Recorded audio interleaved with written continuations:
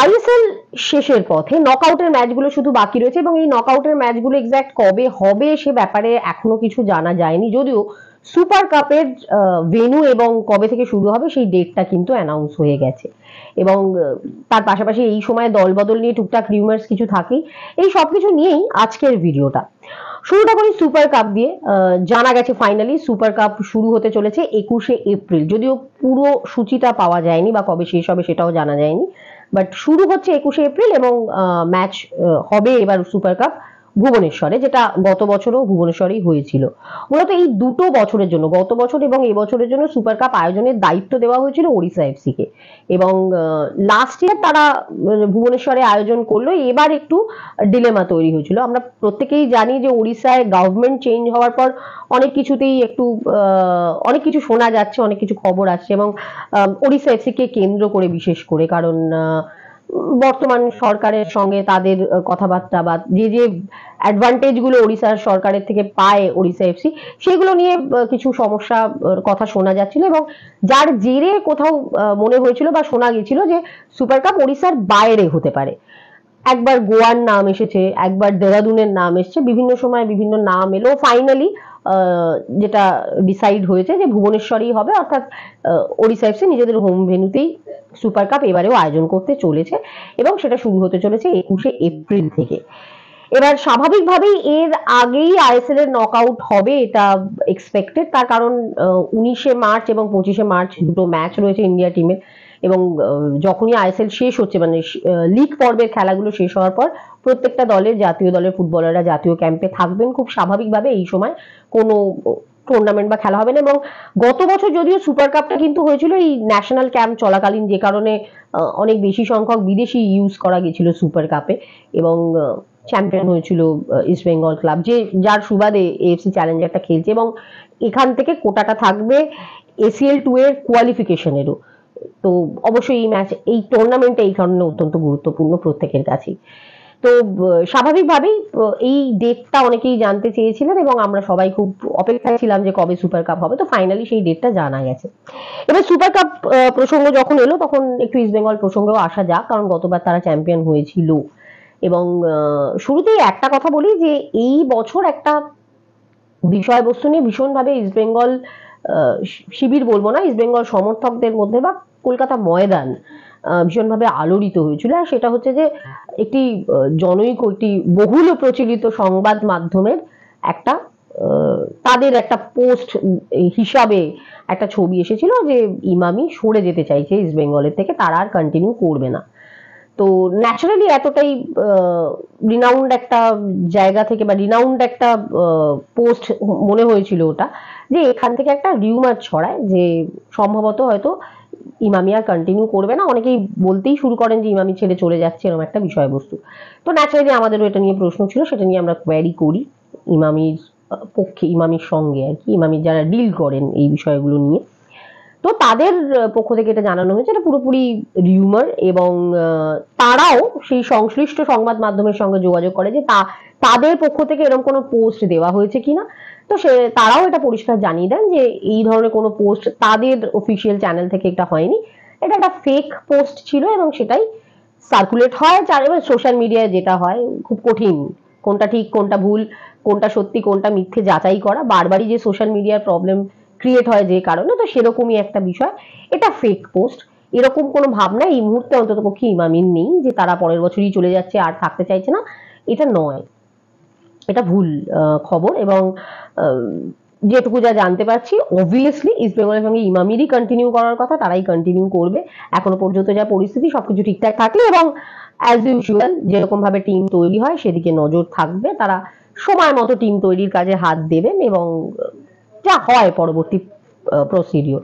তো এটা আমার মনে হয় ইস্ট বেঙ্গল সমর্থকদের জন্য একটু স্বস্তির খবর, যারা এখনো এই রিউমারটায় বিশ্বাস করছিলেন যে সত্যি হয়তো চলে যেতে পারে। ইট ওয়াজ আ ফেক নিউজ, এবং এটা নিয়ে চিন্তা করার বা এটা নিয়ে ভাবার কোনো ব্যাপার নেই। এবার ন্যাচারালি প্রশ্ন উঠছে যে দল যেই গড়ুক, দল কেমন হবে, কারণ ইস্ট বেঙ্গলের দল গঠন নিয়ে অবশ্যই কেউ সন্তুষ্ট নন। ইনফ্যাক্ট বর্তমান কোচ অস্কার ব্রুজও খুব একটা সন্তুষ্ট বলে আমাদের মনে হয়নি যতদিন তার সাথে কথা বলেছি। তিনি অবশ্যই তার বলার এখতিয়ারে থেকে যেটুকু বলেছেন, সেটা অফ দ্য ক্যামেরা হোক বা অন ক্যামেরা হোক, তো স্বাভাবিকভাবেই দল পরিবর্তন হবে ইস্ট বেঙ্গলে। নাম এই মুহূর্তে বলছি না, যারা নামটা শুনতে কিছু প্রেফার করছেন তারা এই ভিডিওয়ে নাম পাবেন না, আগেই বলে দিলাম। নাম আমার কাছে নাম এই মুহূর্তে কিছু নেই, কিন্তু যে জায়গাগুলোয় পরিবর্তন হতে পারে সেই বিষয় নিয়ে অবশ্যই আলোচনা করার জায়গা রয়েছে। সবার আগে আসতে হবে বিদেশিদের কথায়, কারণ কোচের সঙ্গে কথা বলে যেটুকু মনে হচ্ছে যে ইস্ট বেঙ্গলের স্বদেশি ফুটবলারদের নিয়ে খুব একটা সমস্যা বা খুব একটা আপত্তি মনে হয়নি অস্কার ব্রুজোর রয়েছে, বা খেলা দেখেও সেই জায়গাটা খুব একটা নেই। কাজেই স্বদেশি ফুটবলার চেঞ্জের ক্ষেত্রে বিরাট কিছু চেঞ্জ হবে বা অনেকে চেঞ্জ হবেন এমনটা হয়তো নয়। যে জায়গাটা চেঞ্জ হওয়ার সম্ভাবনা ইস্ট বেঙ্গলের সব থেকে বেশি সেটা অবশ্যই বিদেশিদের জায়গা।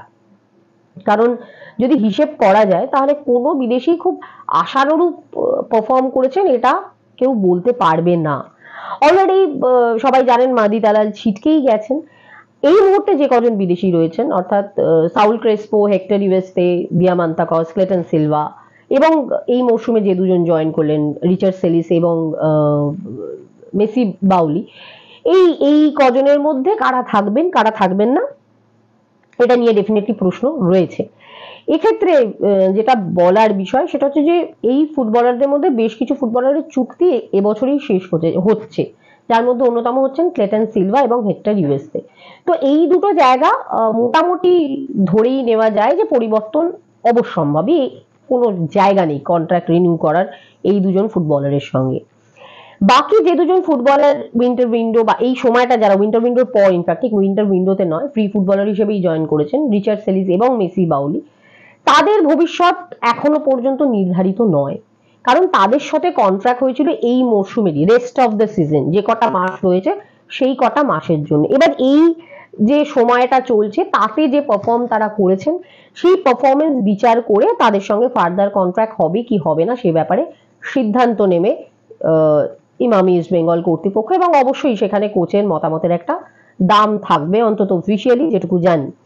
তো সেক্ষেত্রে এই দুজন ফুটবলারকে নিয়েও মানে কনফার্ম কিছু বলার জায়গা নেই। বাকি রইলেন সাউল ক্রেসপো, দিয়ামান্তাকস, যাদের নিয়ে অন্ততপক্ষে সমর্থক মহলে একটা বড় আপত্তি রয়েছে। কিন্তু এটা মাথায় রাখতে হবে যে এই ফুটবলারদের সঙ্গে কিন্তু চুক্তি রয়েছে।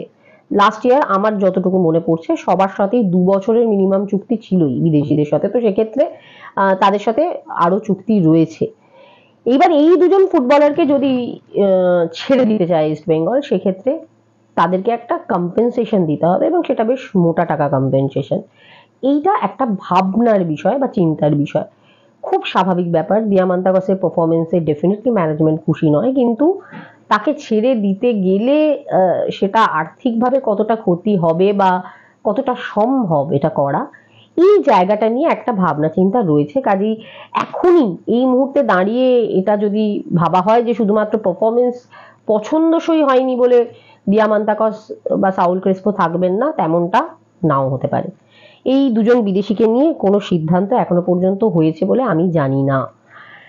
ফুটবলার খোঁজাখুঁজির কাজ ডেফিনেটলি সবাই শুরু করেছে, ইস্ট বেঙ্গলও শুরু করেছে, কিন্তু এখনো আলোচনা করার মতো স্ট্রং কোনো নাম উঠে আসেনি। সেই কারণেই শুরুতেই বলে দিলাম যে নাম আলোচনা করার জায়গায় আমি নেই।